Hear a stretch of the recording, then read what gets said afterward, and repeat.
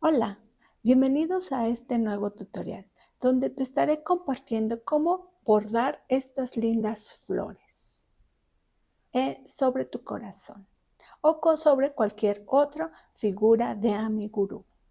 Espero lo disfrutes. Para el bordado de flores en el corazón necesitaremos varios tonos. Tú puedes elegir los que más prefieras. Yo estoy utilizando el blanco, amarillo y verde. Y necesitaremos una aguja lanera.